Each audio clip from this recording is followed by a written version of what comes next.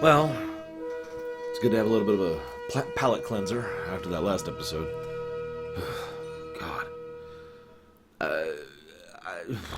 Okay, so this is a weird one for me to talk about. I feel like I say that a lot. I mean it every time, I swear. Because this is an episode which has an absolutely ridiculous premise in order to get to three main points.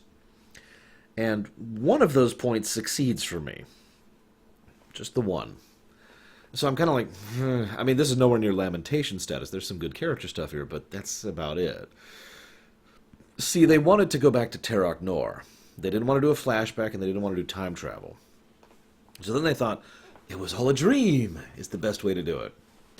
Now, what I find funniest about this is, for years and years and years, even when this episode came out, people had railed against the it was all a dream concept, and for good reason.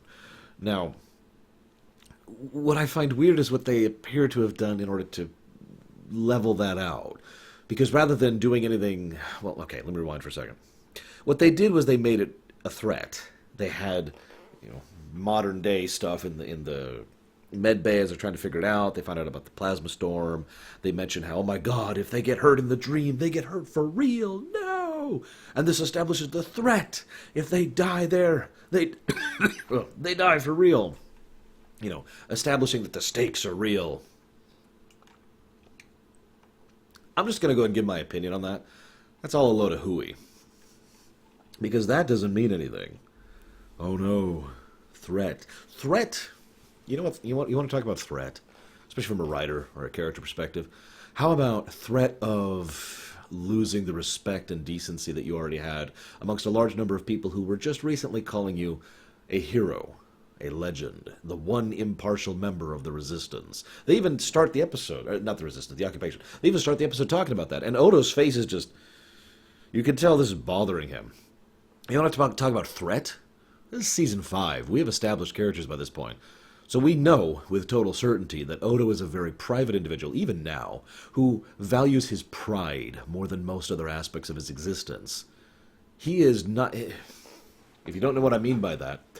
When he was dying and needed to be taken to the Great Link back in Broken Link, not Apocalypse Rising, I kept saying it was Apocalypse Rising, but that's not good. In Broken Link, he could have just been laid down on a bed and carried, or tried to gelatinize down and be taken in there. There were several ways to do it, but all of those would have been humiliating. No, he's going to walk there under his own power, because Odo is an incredibly prideful person. That's not a complaint. That's not even an accusation. That is a statement of fact. It's been a very well-established character trait. So, in this episode, you see how far he goes. How way around he endeavors to try and ensure that no one finds out the truth. Even once he's already figured out, to some extent or another, what's going on, he still refuses to tell the truth. And he is just... You could tell how much this is bothering him. René Auberjonois does a great presentation of someone who's basically eating himself alive, mentally and emotionally, as he's just freaking out over this whole situation. Why not have that be the threat? Because that is the threat. The whole, oh no, they might die, that's bull crap. This is Star Trek. That's not a threat. The permanent loss of respect and friendship, that's a threat. The change of the character's perspective of how much he may not be able to look at himself in the mirror the same way anymore, that's a threat. And of course I acknowledge how stupid all this is to say because this is Star Trek and this will never be mentioned again, but my point stands. Anyway, so the threat side of things, that's one of the 3 points, by the way. It doesn't work for me at all. The second point is the mystery. And a weirdly large amount of the episode, a weirdly large amount of screen time is dedicated to, where are we? Why are we looking Bajoran? Where are they? Why are they interacting with each other? There's this weird chemistry thing. Let's set them up in these tables. Why, blah, blah, blah. They're just trying to deduce what's going on. Now, don't mistake me. I get it. But as we've seen before, even just in Star Trek, but in fiction in general, you don't have to show the deduction of the mystery on screen. All of that could have been in the background. How many times... I can think of 2 episodes off the top of my head where, it's been like, oh my god, the character, not sure what's going on, and they have to try and figure it out, and, oh god, no, no, no! Shatter, shatter, shatter. And then at the end of the episode, we find out that the crew had been trying to figure this out the whole time, and trying to reach them the whole time, and it's like, aha! Now they've reached them. In other words, basically keep the POV with the character who is trying to deduce it themselves. Now, that would still leave some of the what's going on stuff in the past, but that'd be more stomachable. Every time the camera kept coming back to Worf and Bashir, it just felt like filler. Other than, of course, to establish that the threat is real, which I'm sorry I keep hammering on that point. I just hate it. It's a huge pet peeve of mine when fiction in general, procedural, or not, that's the wrong word, repeating fiction, like a comic book series, or a video game series, or a television show, or a series of movies, goes out of its way to basically make the threat, the stakes be real by trying to make it some kind of, oh my god, they could really die, or this might be the time they finally find. No jokes. Yeah, how many of you have read those old comics? 70s and 80s were particularly bad about this. This carried forward into the 90s too, though. This episode, someone will die. Later on, they had to start doing, this episode, someone will die. No jokes, no take-backs. This is real death. Just because it had already become so nothing. There's a reason I rail against the concept of the threat of the week. And I especially rail at it in this episode because, in my opinion, it gets in the way of an otherwise excellent episode. This is a great character examination of two major characters, Dukat and Odo.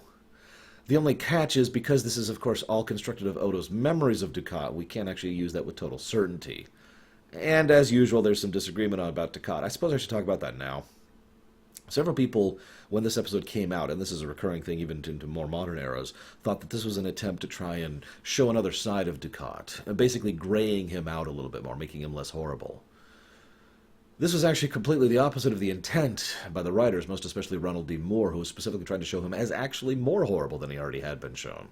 Now, I point that out because I rewatched this episode just now, obviously, and it's very clear that, once again, this is going down to that disagreement about Dukat. Now, I've talked about this before. I've had a few people say, well, there's no disagreement. Dukat's a character. No, I'm sorry. The creators, the writers, the actor, and the directors all disagreed on what and who Dukat was. It shows, but more to the point, it's not just my analysis saying that. This is interviews, all saying different perspectives on the character. And having rewatched this episode, it's very clear that Mark Alemo was taking this as a shot to basically gray out his character more, to show more depth to him, rather than the petulant dictator, which was the intent on paper. So we have a direct contradiction between actor and writer in this episode, and this is not the first time that's come up. And this also is a problem that was happening when the episode was going live. Remember, Moore in particular was really big about getting on like the AOL chats. You remember those? Getting the message, the big old chat board, and it's a big old screen, and it's got this giant block on the right, terrible, gaudy colors. And he would actually interact with the fans basically live, which was kind of a new thing at the time. And so, for one of the first times, there was a lot of direct feedback, immediate feedback, when it came to Deep Space Nine. Now, there had been feedback when it came to Star Trek, because back in the day, fans would send in letters. I wrote in a letter for TNG. I know Mom wrote in some for TOS. How many of you guys, or your parents, ever actually wrote in letters for Star Trek? It's a thing. But letters aren't quite the same. This kind of feedback is important, because it's important to note that the fans disagreed with the creators, who disagreed with the other creators, and that is going to create a dilemma when we get to Season 6. And I'm continuing to point this out because I need to establish I'm trying to show my work, basically, for something that'll come up later. Anyways, so the threat didn't work. The mystery didn't really work for me. And if I'm being completely honest, the character stuff was great. Now, you kind of have to have the mystery, right? I mean, think about it. You want to do a character piece examining Odo and the truth of what went down. Now, there's only a few ways you can do that. You can have it be pure flashback, which means Armin Shimmerman, Mark Alemo, and Renee Auberjonois, and that's it. Everyone else at that period of time, who isn't Kira, obviously, because she was around at this point in time, but she might not have been involved with this. So everyone else is going to be guest stars. Now, you can do that, but that's obviously very risky, and it's a pure flashback. And, well, again, part of the stakes here, the real stakes, not the stupid fake stakes, is the fact of this truth being revealed to someone else. So someone else has to be witness to this crime, this shame, this stain on his pride. So how do you build that in? I mean, there's science fiction-y ways to get other people into a flashback, and that's actually what they ended up doing. So I'm kind of with the vehicle, even though it's stupid and dumb and they waste too much time on the wrong aspects of it. I think the idea of what is effectively a shared flashback worked quite well for me. In fact, Voyager did this not too, just a few weeks prior to this in real life terms when it came to flashback and the whole, George Takei stuff with Sulu and the Excelsior. Still wonder what it would have been like to get an Excelsior show instead of Enterprise back in the day. That's never happening again. That ship has sailed. So I'm kind of with the premise. And we see some interesting perspectives here. So first of all, Odo, of course, has perfect memory. I've actually mentioned this before, but we see this again here. Odo remembers all of these events so perfectly, despite being a solid, that he can recite facts off the top of his head. Now, granted, he was considering and thinking about all this, but my point being, that's the one interesting aspect that makes this better than a typical flashback. You know why? Because memory is fallible. I could... let's presume that there's a real-life show about my life. It's really a boring show. I wouldn't watch it. The Lore Hour. And in this, I flash back to getting run over by a car. Now, I'll be the first to tell you, my memory of that event is not super clear. In fact, there are actual holes in my memory, which I don't know how to describe how that feels. There's just... and then that's all of a sudden I'm over there and I know that some time has passed, but I'm not sure how much time has passed. It's just weird to think of that. But if you were to and we see a flashback of that event, it will not be perfect. You will not be seeing an actual representation of what happened. You'll be seeing a vague interpretation of what happened based on my memory. Make sense? This works better with someone like Odo, who has perfect memory. If he had been the one getting hit by the car, not that I would wish that on anyone, but you get my point, then we would actually see the events basically as perfectly as they actually were happening. Make sense? So that actually adds to the presentation, because what we're seeing is Terok Nor for all intents and purposes. So it works. Even though it's just a dream, it is a very accurate dream, to the point where we can take this as writ and actually treat this as truth. This is what actually happened. Point in fact, Kurtwood Smith, who plays Thrax in this, who actually does an excellent job of playing Odo, actually. But Kurtwood Smith and his presentation, you'll notice that the camera almost never strays from his perspective, even in circumstances where it probably should have. The only exceptions to that are little bits with Dax and Dukat. I could make a joke here, but I'm not going to, about Dax and Dukat. Anyways, so you get my point. It adds more to the significance of it, rather than just, interpretive, Now, Dukat, I want to talk about him briefly. He does presume authority. He flat out tells her to turn around, examining the merchandise. Wow. Then he immediately shows sympathy and concern. And he actually tries to spend some time actually basically reaching out to her. Now, we can infer all we want from that. And that's really ultimately my point. I think that we have the right to actually be able to interpret Dukat the way we wish to, rather than looking at what Ira Stephen Bear and Ronald D. Moore said and taking that as absolute truth. Because of the disagreements in the presentation, because of the looseness of how it can be interpreted in multiple different ways, because of the depth and dynamic nature of the character, which adds for multiple fractals which can be seen at different angles, I think we have the right to interpret this in our own way. So what's your interpretation?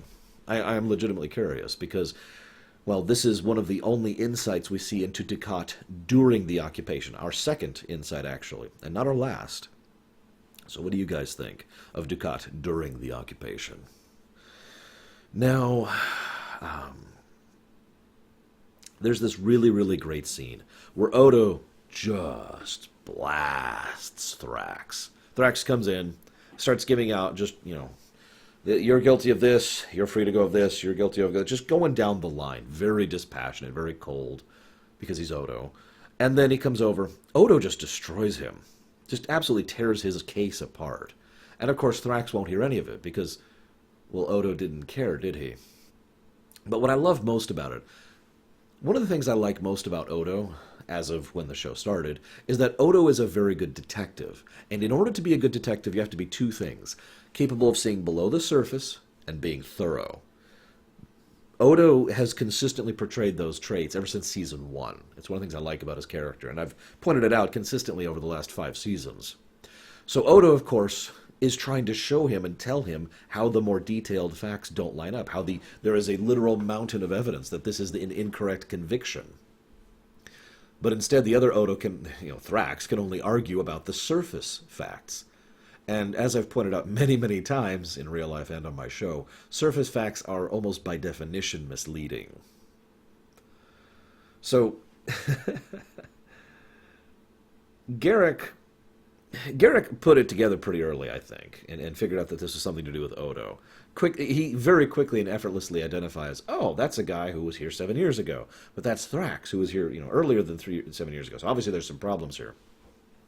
Also, a very brief moment where Garrick, mentions his point about, Bajorans are more built for labor than us. I wonder if he actually means that. I know that's a weird thing to say, because Garrick's obviously the kind of person who doesn't say the truth often, and he's obviously in kind of a pseudo-joking mood, but does he really think Bajorans are better laborers than Cardassians? Anyways, I don't buy that personally. I think he is a little bit too much of a realist to believe in such a simple bias. But anyways, so then Garrick kind of puts things together, and what I like is that at several times, Garrick and Sisko both confront Odo, and he just consistently deflects. I've actually talked before about the nature of how certain characters in Deep Space Nine lie, the methods by which they utilize to lie. And Odo's method is always the same, to either flatly deny it, in such a way that it's obvious that he doesn't mean it, or to completely avoid the topic.